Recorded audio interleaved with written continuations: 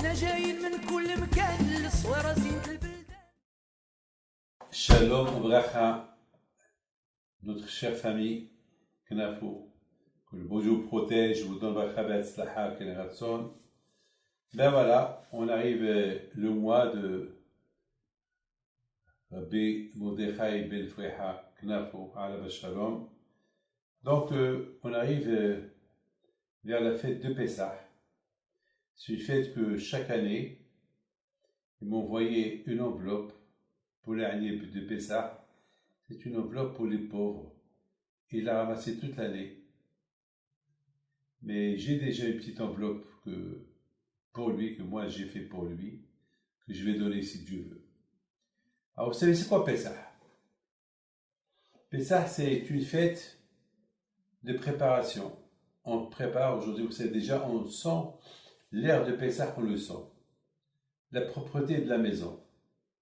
Et la maison, on la cachérise pas uniquement pour avoir la propreté de la maison, c'est parce que en faisant la maison propre, alors nous-mêmes, on devient propre. Parce que vous savez qu'il y a ce qu'on appelle le corps et qui peut se salir avec des mauvaises qualités, l'orgueil, la gava, la haine, la jalousie. Ça, c'est du hametz tout ça. Alors, une fois dans l'année, Akadosh Baruch Hu nous a donné une fête qui s'appelle Pessah. C'est quoi le mot Pessah? Pessah, ça veut dire sauter. Pessah, sauter. Mais le mot Pessah, il a deux façons comment l'expliquer. Pessah, c'est Pessah, la bouche qu'elle parle. P, c'est la bouche. Sah, c'est parler. La bouche qu'elle parle, qui donne des éloges à Akadosh Baruch Hu pour tout le bien qu'il nous a fait, qui nous a choisi pour nous donner la Torah, nous donner des fêtes. Et en même temps, Pessah, ça veut dire le mot sauter. C'est quoi sauter? Sauter sur... comme quand Hachem a sauté les maisons juives pour ne pas tuer les premiers-nés juifs, et il a tué que les premiers-nés égyptiens, il y a 3333 ans. Donc, nous aussi, on fait Pessah. C'est quoi Pessah? Pessah, ça veut dire sauter. On saute on évite les mauvaises qualités. Donc ça veut dire que la fête de Pessah, ce n'est pas une fête que de propreté, c'est aussi Pessah, c'est une fête de propreté physique, c'est-à-dire une propreté de la tête. Vous savez que dans la tête, il y a presque 10 milliards dans la tête. Il y a 10 milliards de casiers, comme des casiers où on cache les choses. Et dans chaque casier, il y a là-bas, ça stocke plein de choses. Ça veut dire que vous savez que l'être humain, tout ce qu'il voit avec ses yeux, eh ben, les yeux, ils vont prendre des photos, ça photographie tout ce que la personne elle voit, et tout ça se stocke. Regardez, nous, on avait des centaines de milliards de choses dans la vie.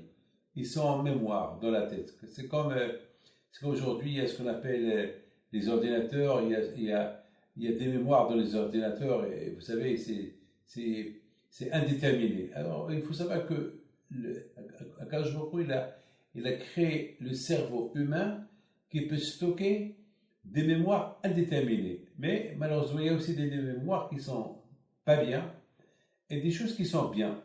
Alors, Pessah, c'est pour vider, cachériser ces mémoires, cachériser ces armoires, ces placards, ces tiroirs qui sont dans le cerveau, qui sont inutiles, de plus que tu les stockes, de plus qu'ils t'éloignent d'Hachem.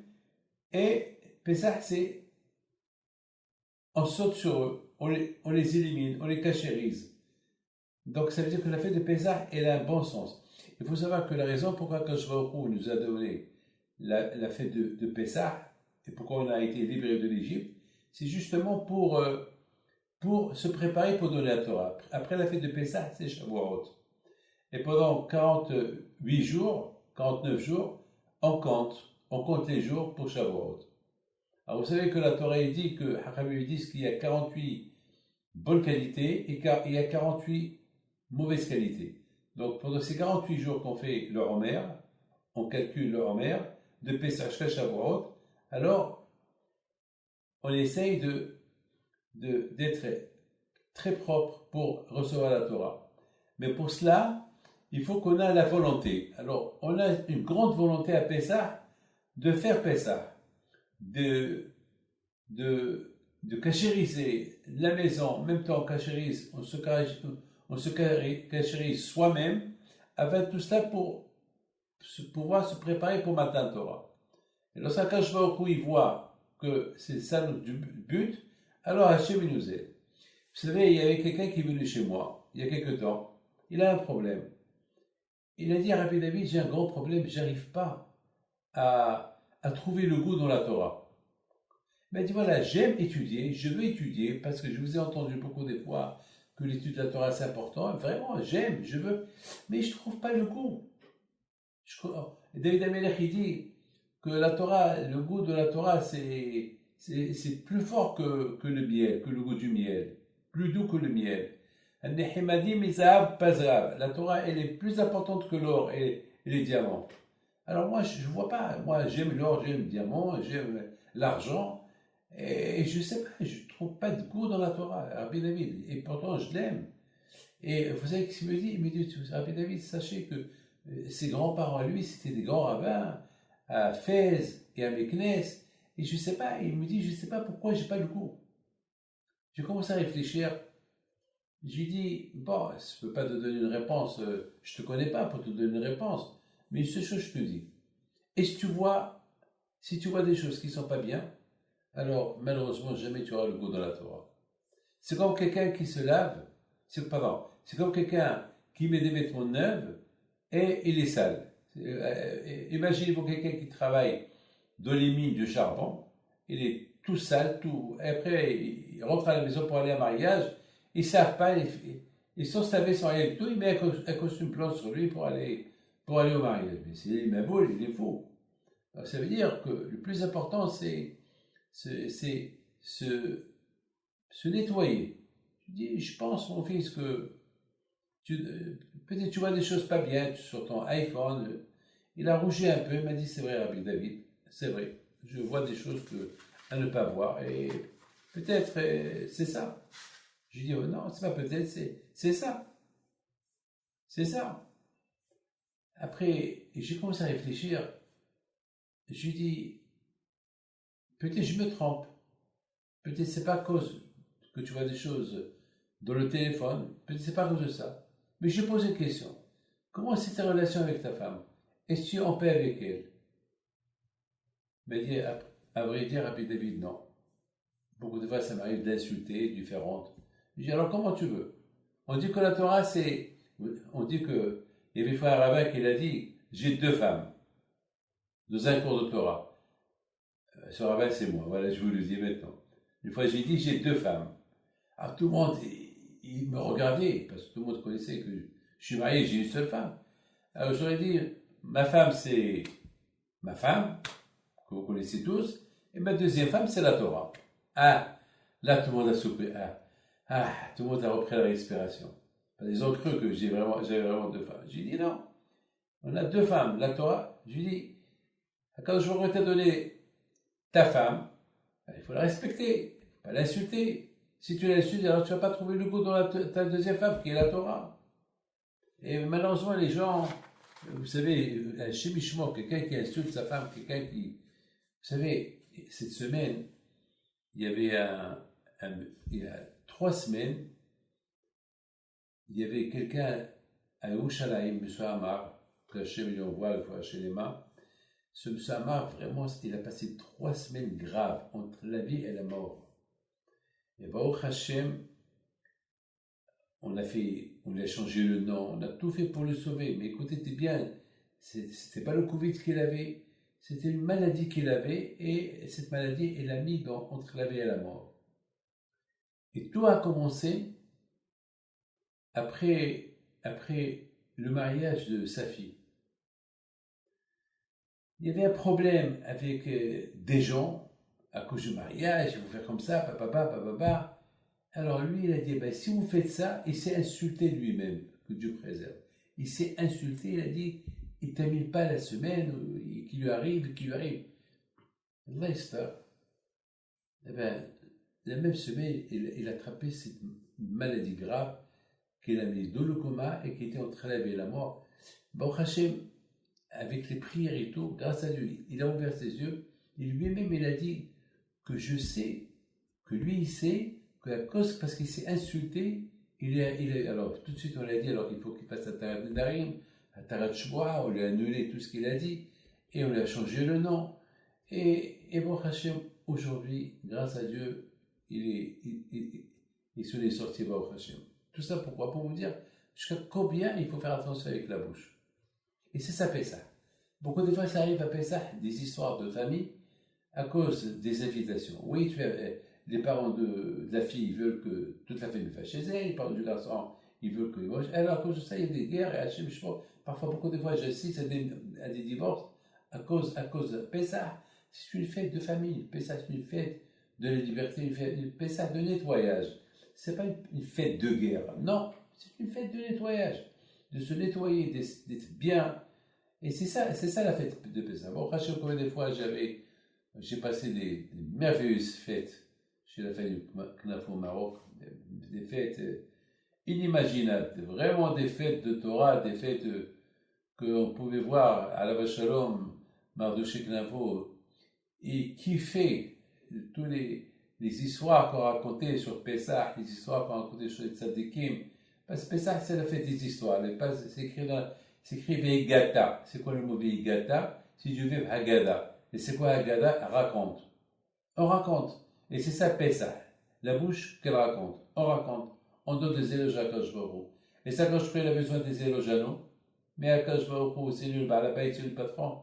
Est-ce qu'il a besoin qu'on lui dise merci à Akadosh Baruch Hu? On lui fait des éloges? Ben oui. Lorsqu'on fait des éloges à Akadosh Baruch Hu, ça veut dire qu'on apprécie tout le bien qu'Akadosh Baruch Hu il a fait avec nous. On apprécie, ouais.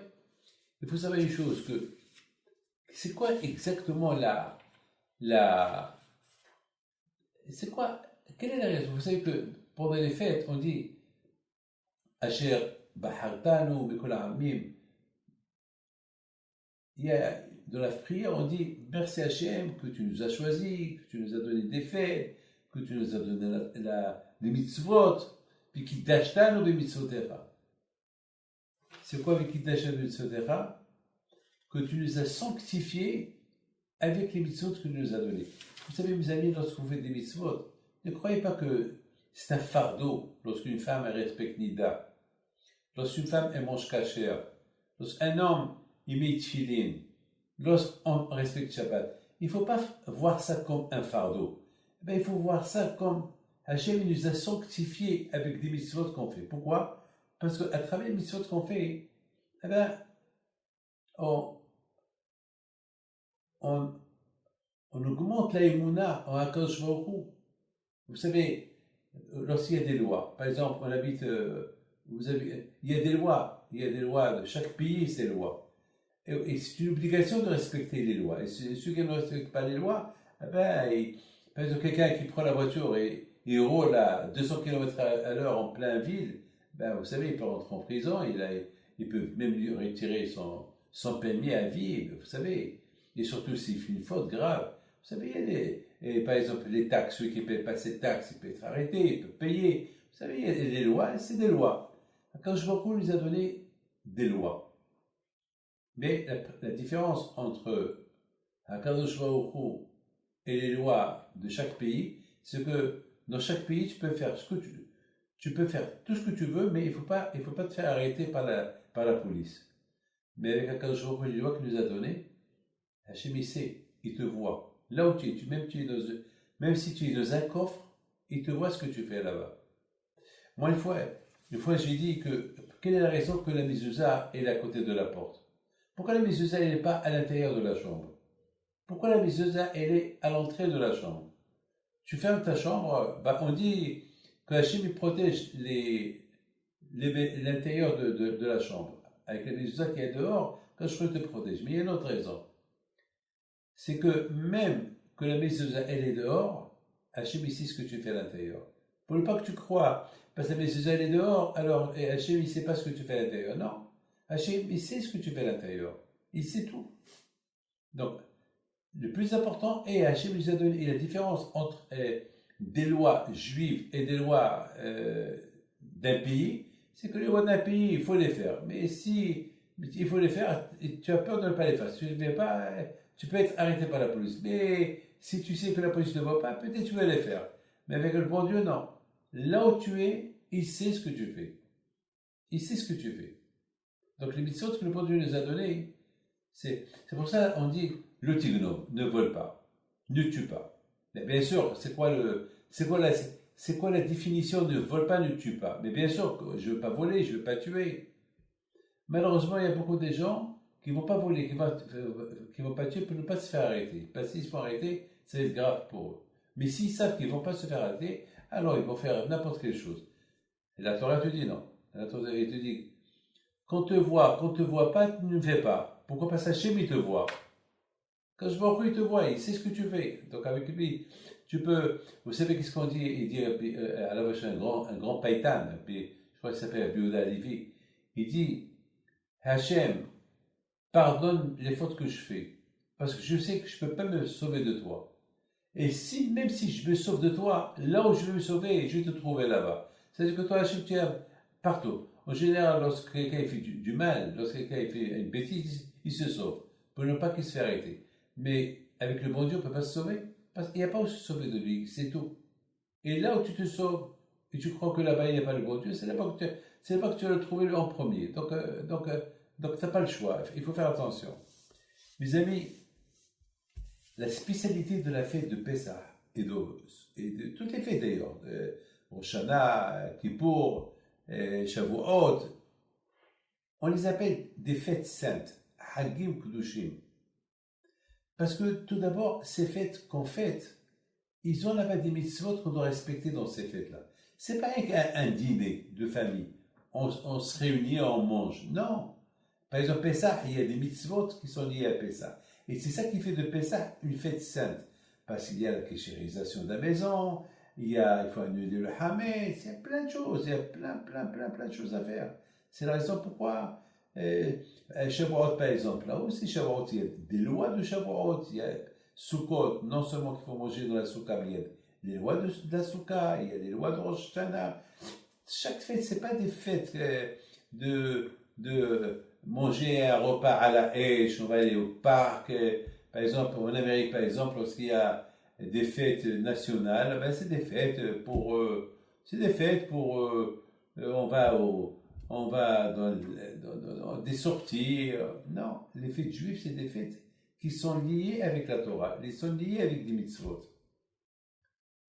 Par exemple, Pessah, c'est la Haggadah. On raconte, on fait des éloges. Il y a des mitzvot. Boire les 4 kosot.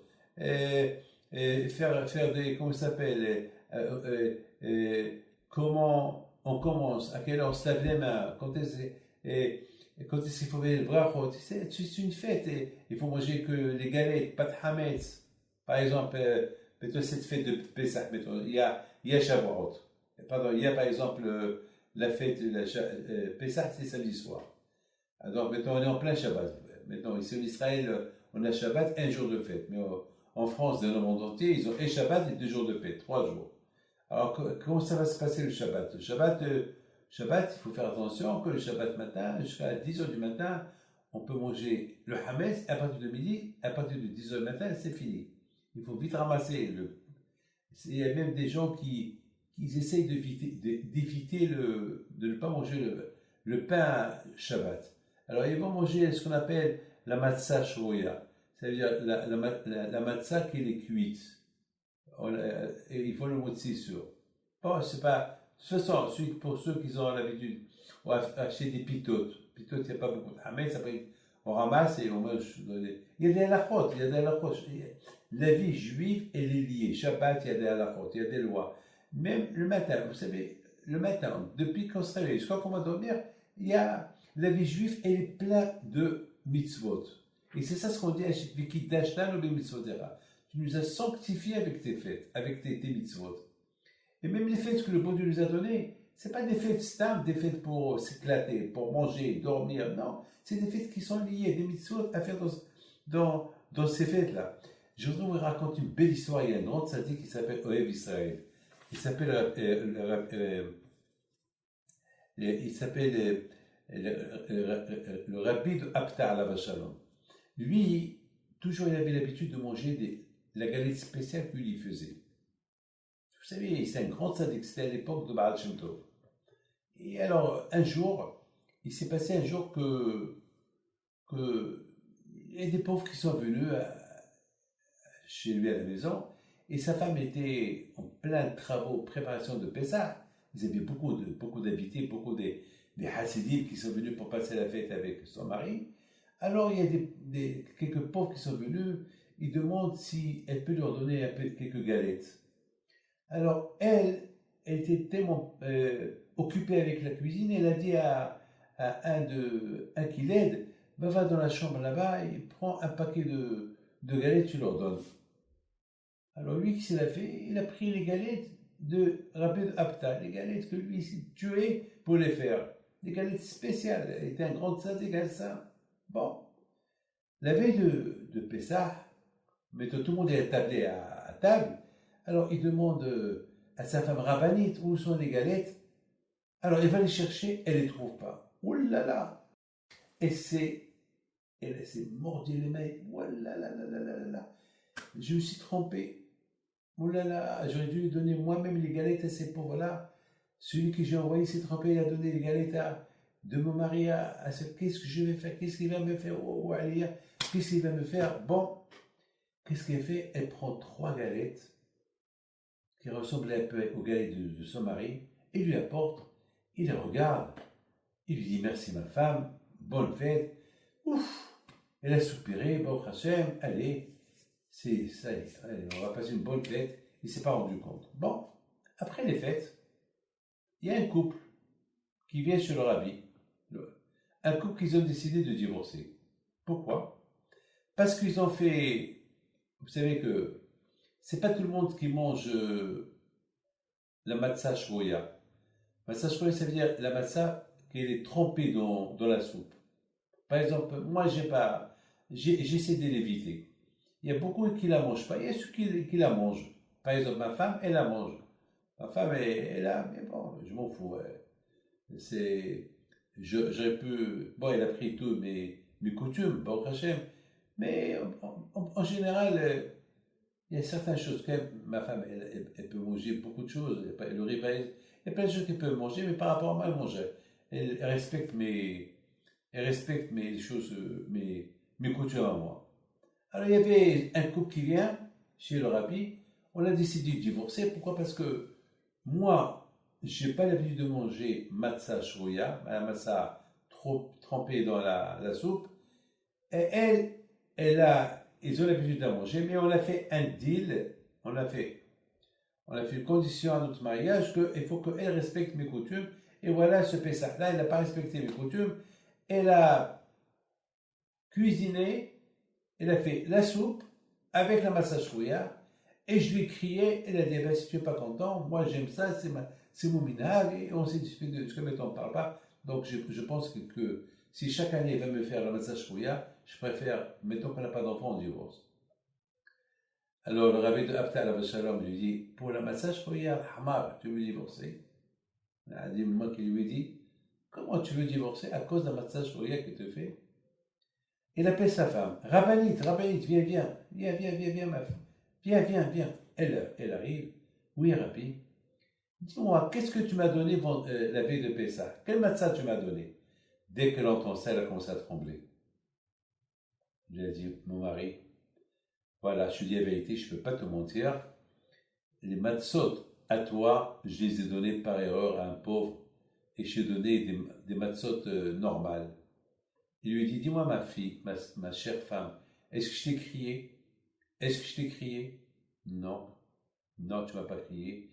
Et merci beaucoup, je vois que tu es un tzaddik, tu t'es rendu compte, tu ne m'as pas fait honte, tu ne m'as rien dit. Merci beaucoup. Il lui a dit, très bien ma fille, tu peux partir. Et merci beaucoup que tu ne m'as pas fait honte devant ces gens-là, que tu as dit la vérité. Très bien, tu peux partir. Alors Rabbi dit à ce couple-là, moi, qui a fabriqué les matzot. Ma femme elle les a donnés par erreur. Et j'ai mangé n'importe quel matzot qui sont moins cachère que les matzot que moi j'ai fait et je ne me suis pas bagarré avec ma femme. Et toi, pour la matzah shroya, tu as fait une guerre à ta femme et tu veux divorcer ta femme. Alors, à cause de la matzah shroya, vous avez gâché la fête, la kedusha de la fête. Ils ont demandé pardon à Hachem, ils ont fait la paix, ils sont partis. C'est ça les fêtes. Les fêtes, c'est pas la fête de la guerre. C'est pas la fête, mange chez moi, et si tu ne manges pas chez moi, ça y est, je te divorce. Je ne veux pas parole d'honneur. Hein. Moi, vous savez, j'ai maintenant 70 ans, j'ai vécu ça avec des gens. Vous savez combien de fois j'entends ça, c'est de la folie. Les fêtes, c'est, Hachem nous a donné des fêtes pour lui dire merci. Parce que chaque fête, elle a une raison. Pessah, c'est la sortie de l'Égypte. Shavuot, c'est Matan Torah. Hachem nous a libérés de l'Égypte pour nous donner la Torah. Voilà, Baruch Hachem. La Torah, c'est la Torah qui fait de nous un peuple, un pays. Et Baruch Hachem. Sukkot, pour ne pas oublier les 40 ans qu'on était dans le désert. Et Hachem nous a aidés. Vous savez, je voudrais vous dire une chose. Sachez une chose. Que chaque fête, lorsqu'on la respecte bien, les mêmes miracles qui se sont passés avec ces fêtes-là, alors ça peut se reproduire sur nous. Par exemple, le mois de Nissan, c'est le mois de la bracha. C'est le mois des miracles. Ça veut dire que le mois de Nissan, il a une force de tirer vers lui tous les miracles de toute l'année. La fête de Shavuot, c'est la fête de la Torah. Lorsqu'on fête bien la fête de la Torah, alors c'est à nouveau, chaque année, on reçoit la Torah. La fête de Sukkot, c'est la parnassa, et c'est la santé. Et lorsqu'on fait bien au Shana, alors quand je nous écrit bien, ça veut dire, les fêtes que je nous a données, c'est pas des fêtes stam comme ça, les faire comme on veut. Non, ils ont une signification. Vous savez, dans la paracha qu'on a eue la semaine dernière, c'est écrit. Ça, c'est la Gemara qui dit ça. La Gemara dit, celui qui pense que les fêtes que le bon Dieu nous a données, c'est les fêtes pour profiter, pour manger, dormir et faire n'importe quoi, eh bien, comme s'il est idolâtre. C'est de la folie, ça. Alors moi, je me suis posé la question, attends, quel rapport? Quel rapport? Là, le respect des fêtes, c'est que si j'ai pas bien fait Pessah ou Sukkot ou Rosh Hashanah, comme si j'ai fait l'idolâtrie, c'est quoi? C'est quoi? C'est dur de dire ça. Ben mes amis, il faut savoir une chose. Toutes les fêtes que le bon Dieu nous a données, c'est des fêtes de Emouna. La fête de Pessah, c'est, avec toutes les histoires qu'on raconte sur Pessah, c'est pour se renforcer de la Emouna. De la Emouna, dans la foi. Se renforcer de la Emouna. Chaque fête et fête que le bon Dieu nous a donnée, il y a plein de choses à prendre de ces fêtes. La fête du Shavuot, c'est la fête de Matan Torah. Je dis, je fête la fête, merci Hachem pour la Torah que tu m'as donnée. Ah, merci. Alors, très bien. Alors, tu veux la Torah? Oui, je veux la Torah. Alors, je voudrais bien voir. Mes amis, il y a beaucoup de gens qui disent, on veut la Torah, on veut la Torah. Ben, si tu veux la Torah, il faut la faire. Maintenant, je voudrais bien savoir une chose. Pour vraiment recevoir la Torah à Shavuot, eh bien, on va voir comment tu t'es préparé à Pessah. Si à Pessah tu t'es bien préparé, si à Pessah tu as bien compris que la raison de la sortie de l'Égypte c'est pour recevoir la Torah, alors que je vais te donner la Torah à Shavuot. Mais si tu fais Pessah uniquement pour la galette, beaucoup de fois on entend des gens qui disent comment était ta galette, alors comment étaient les truffes de ta femme, comment étaient les renommés, le repas. C'est vrai, le repas il est important, mais c'est pas ça la fête. La fête, c'est pas le repas. La fête, il y a sa signification. Toutes ces fêtes-là, Simchat Torah, Shavuot, Rosh Hashanah, Kippour, Sukkot, chaque fête est là. Si on ne connaît pas les raisons de ces fêtes-là, alors on les fait sans savoir. Vous savez, c'est comme si quelqu'un qu'on lui donne un billet de 500 euros. Il sait, 500 euros, c'est un billet qui a de la valeur. Il y a une différence entre si on lui donne une page, un journal qui est sans valeur et un billet de 500 euros, il a de la valeur. Eh ben, les fêtes, la valeur des fêtes, c'est les mitzvot qui entourent les fêtes et la raison pour qu'on fait ces fêtes. Et lorsqu'on fait les mitzvot qui sont aux alentours de ces fêtes, et on sait pourquoi on fait la fête, Alors quand je vais au Khou, il ne t'oublie pas, il te protège. Il faut qu'on fasse des fêtes, la Emouna. Ce n'est pas des fêtes de vacances. Alors lorsqu'on fait les fêtes avec Mouna, on va les apprécier.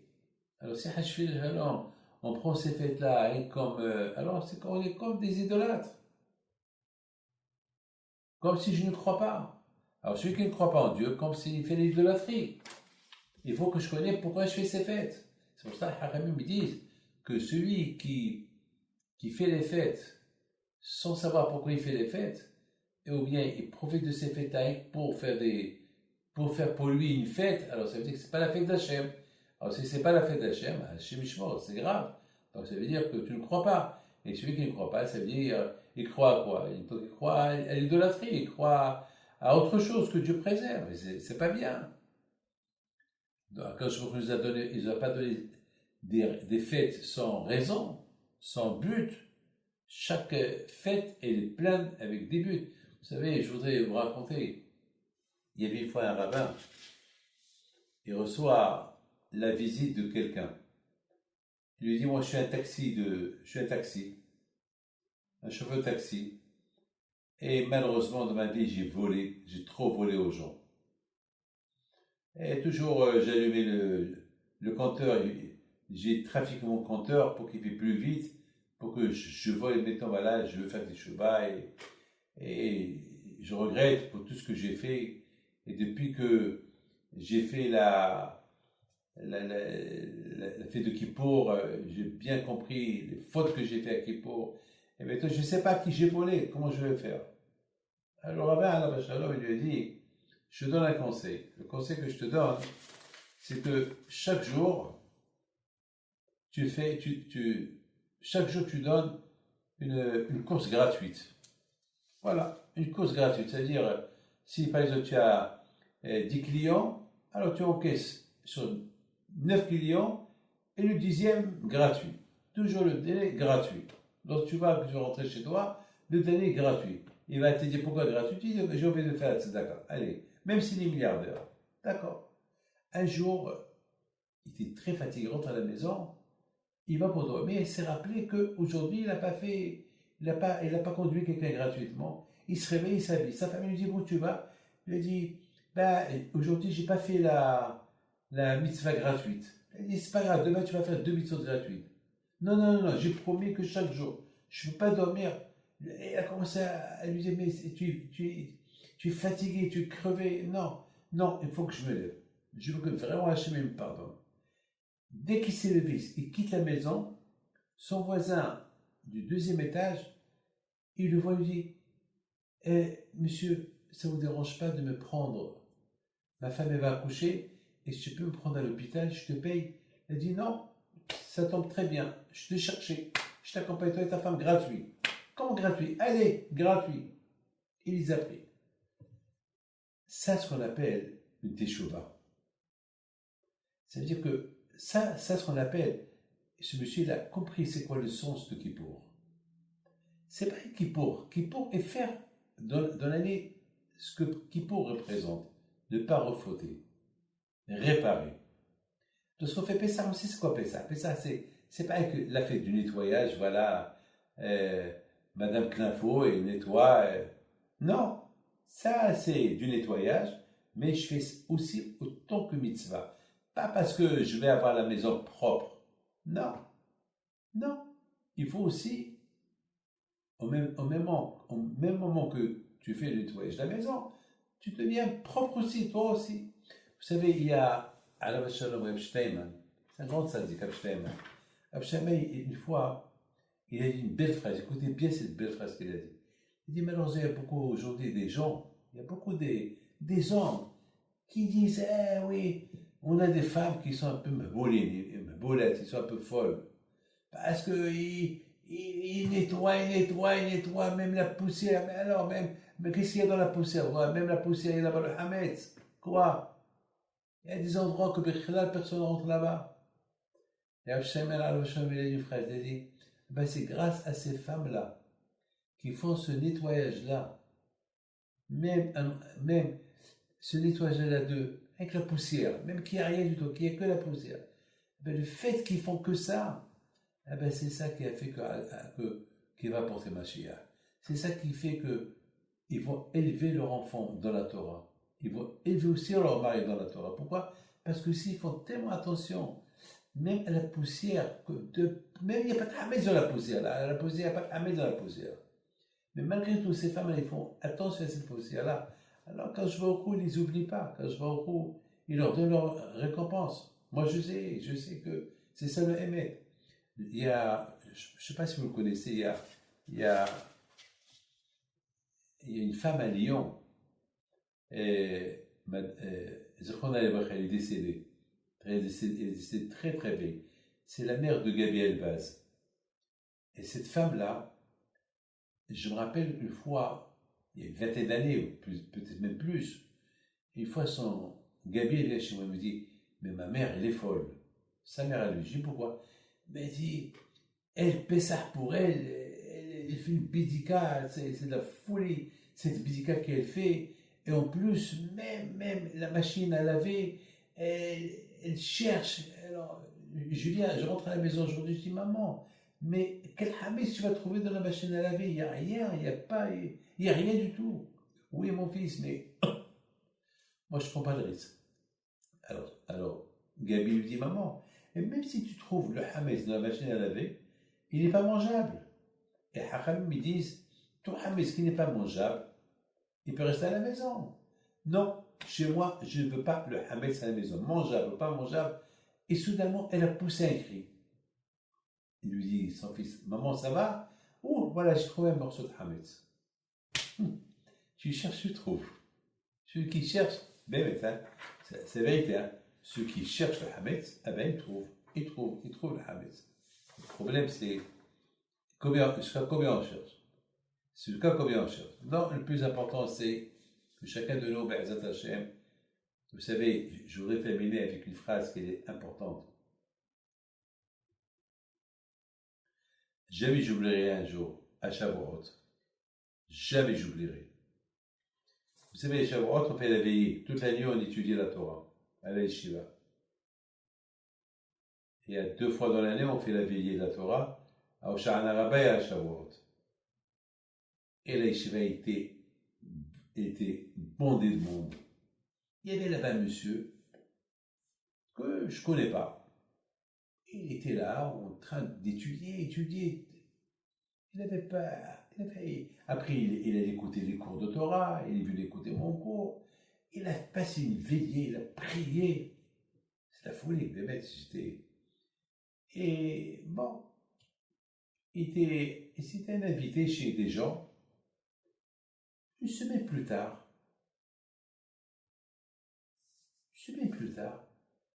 j'allais de la yeshiva à la maison, Shabbat, et je le vois en voiture. Le Shabbat, j'étais choqué.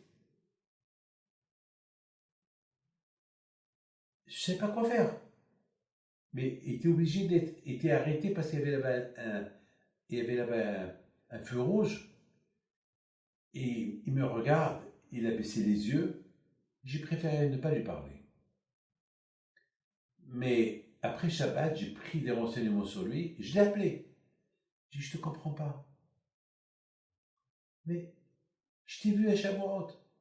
Tu as étudié. Tu as écouté les cours. On dirait un tzaddik. Tu m'as choqué, je t'ai vu en voiture Shabbat. C'est quoi ça? Il ne me répond pas. J'ai dit, c'est mon fils, pourquoi? Parce que pour toi, Shavuot, c'est avec une veillée. Tu n'étais pas préparé. Tu ne savais pas c'est quoi. Que Shavuot, c'est matin Torah. Parce que si vraiment tu as pensé que Shavuot, c'est matin Torah, alors c'est pas possible que tu aurais fait ce que tu as fait. Tu as fait Shavuot parce que tout le monde fait Shavuot. Non. Chaque fête, elle a sa spécialité. Et pour cette spécialité, comme les femmes, pour nous préparer à manger, préparent. Ils font les achats, et après, ils vont nettoyer, et après, ils vont commencer à faire cuire le manger, et après, ils vont mettre un peu les épices. Ah ben, sans épices, et après, ils vont surveiller, et après, Une fois que c'est bon, voilà, ils ont un repas. Comment ça s'appelle? C'est de même pour la Torah. Pour la Torah, il faut se préparer. Pour les fêtes, il faut se préparer. Il faut pas, c'est pas préparer les repas de la fête.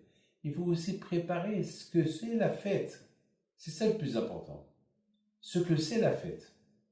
Et c'est ça. C'est pas avec les repas. Les repas, on va les manger, les repas. Les repas, on peut manger même un sandwich. Les cas l'essentiel, c'est ce que la fête représente. Bon, je sais que cette fête, elle va pas être facile.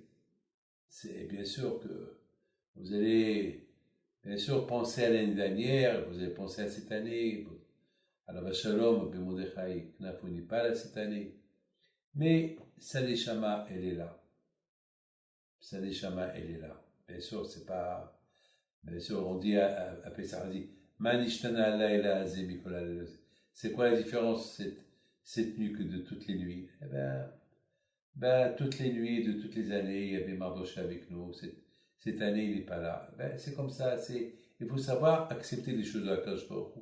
Et vous savez qu'on n'a pas le droit d'être en deuil à Pessah. Je sais que ça va. C'est normal. Il y aura des souvenirs. Il y aura des moments un peu durs. Il y aura des moments.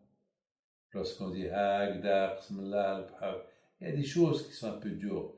Moi aussi, lorsque j'ai perdu mon père à la Shalom, il y a plein de choses qui sont venues chez moi dans ma tête la première année lorsqu'il a quitté ce monde. Mais bon, Hachem, après, il faut tourner la page et tout de suite rentrer dans la fête. Il ne faut pas de la Shalom que on rend la fête un jour de deuil, non. La fête, c'est la fête de Akash Baruch Hu, à tel point que on n'a pas le droit de faire des espidim, rien du tout pendant la fête. La fête, c'est la Hag Lachem, Pesachou Lachem. Le Pesach, il appartient à Akash Baruch Hu.